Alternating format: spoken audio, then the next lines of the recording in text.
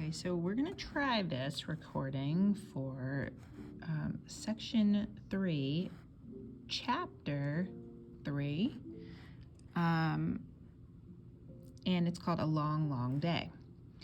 I met Mr. Newman at Foley Square. I had one thing on my mind, probation. I didn't want to do time. Hamilton was right. I wasn't afraid because I thought smuggling hash was wrong. I was afraid because of the punishment. Your dad called my office, Newman said.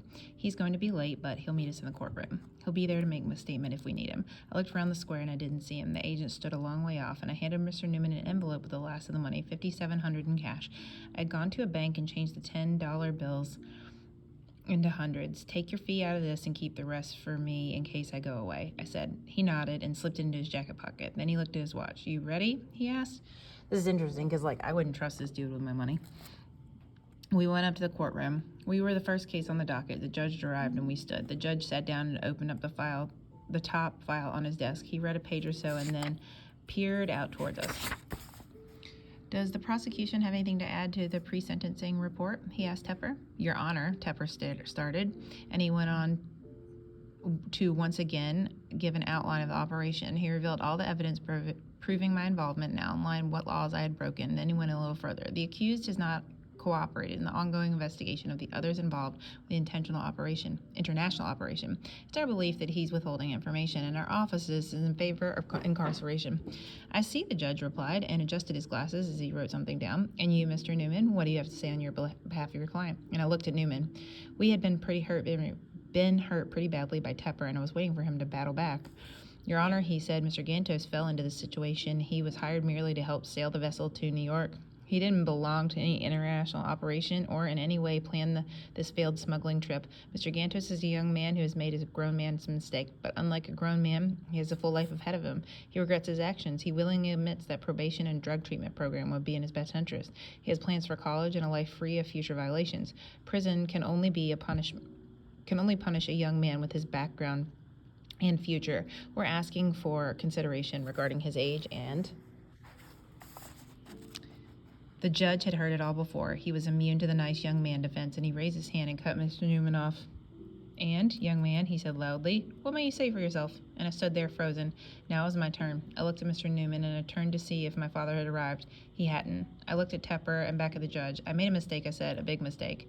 I guess I didn't sound sorry enough or speak quickly enough. A criminal mistake or just a mistake of getting caught, the judge roared back.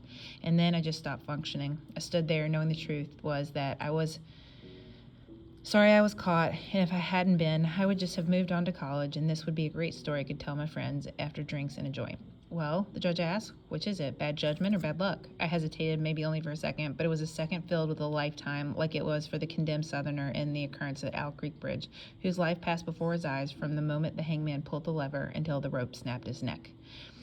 Wow, that's really powerful imagery there. And while I was stuck with in the endless moments I was doomed, Tepper stepped forward and finished me off. Your Honor, he began, may I read to you something that Mr. Gantos wrote while on the ship? When I saw him holding the ship's log, the shock of it pulled me out of myself. That's where it went. They must have found it when they searched the room.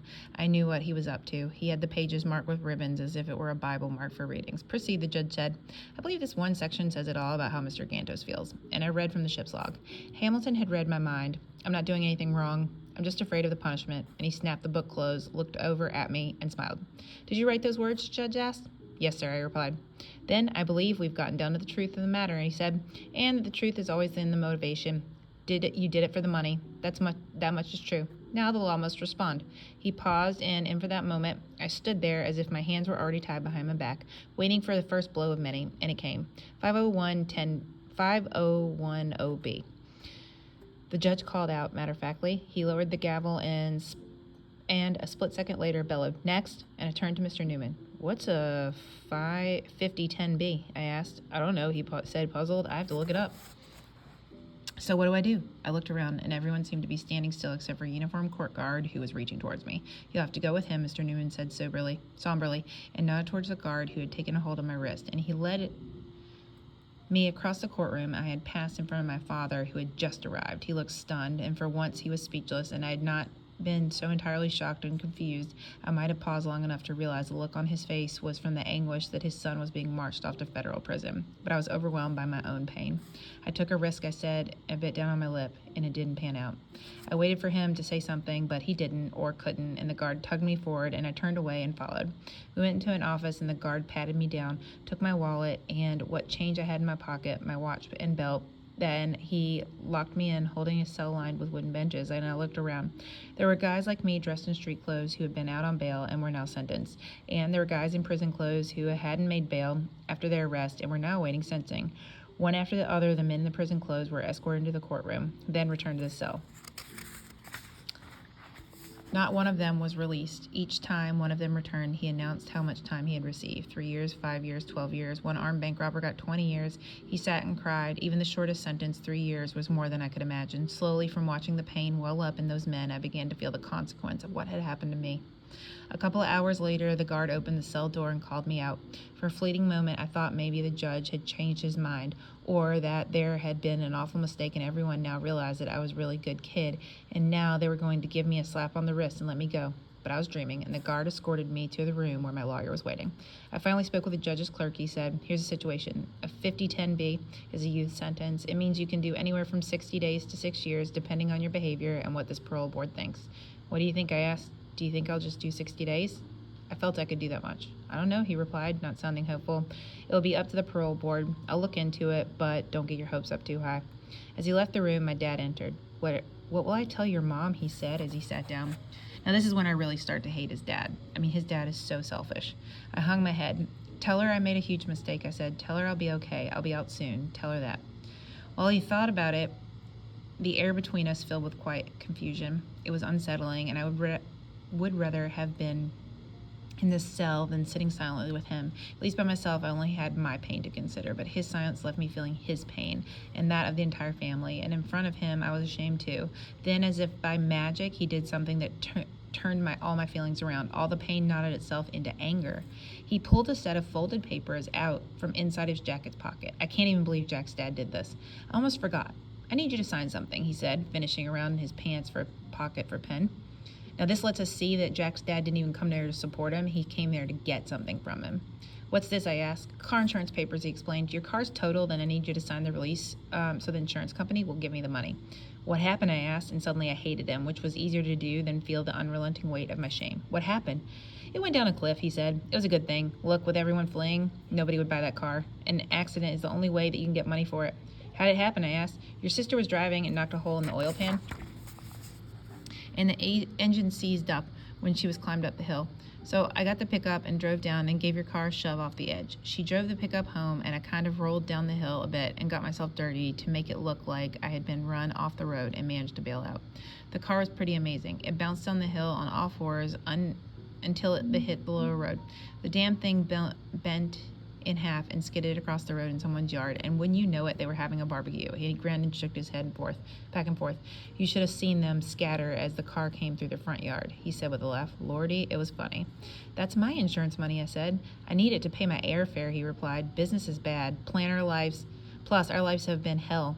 We've all been followed around by the cops. They searched the warehouse. They were even up in the yard looking for plants. So all his dad's concerned about is all of his crooked businesses might get caught up, not that Jack's not okay. I don't think you realize what has been happening to us, so the car money's going to help."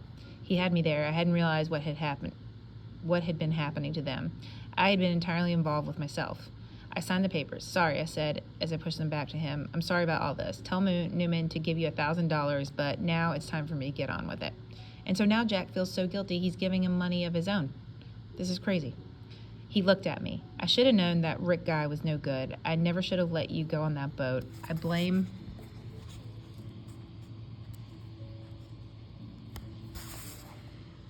myself. I just thought it was your ticket out of this mess down there. I didn't see that it would lead to all this." And he motioned to the walls and the bars. "This is all my fault," I said, "not yours." I stood up and signaled. And see, a son shouldn't be consoling the father that way.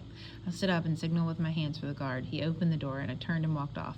I didn't look back because no matter how disappointed I was with my car or my life, if I saw him crying, I would too, and I knew I wouldn't cry because I had to enter a room full of men who were watching me very closely, and I figured they were not looking for signs of friendship. They were looking for signs of weakness. The first night was the worst. After waiting all afternoon at the fully square courthouse, holding pen, we were handcuffed together and lined up in the hallway.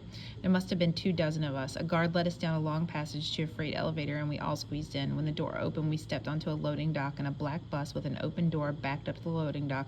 One by one, our handcuffs were unlocked, and we were shuffled aboard, filling up the bus benches from front to back. There were windows with bars and chicken wire in the glass panes. Nobody talked. There was a lot of sniffing. Not crying sniffing, but sniffing like a dog, as if you could smell everyone's fear, everyone's sour sweat, the smell of exhaustion, the lunch, the bile, the illness.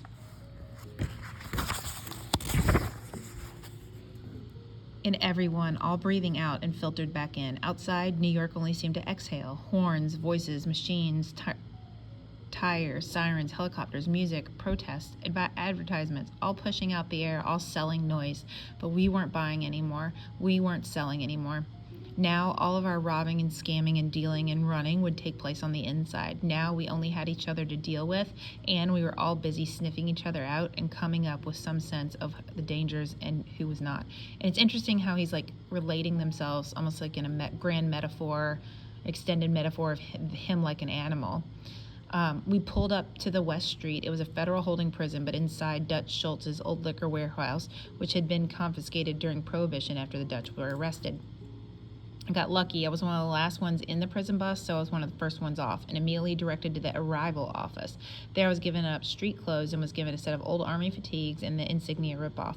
We were allowed to keep our shoes, so I kept my fried black boots. I was given a washcloth and a towel, extra underwear, socks, and was assigned to D10.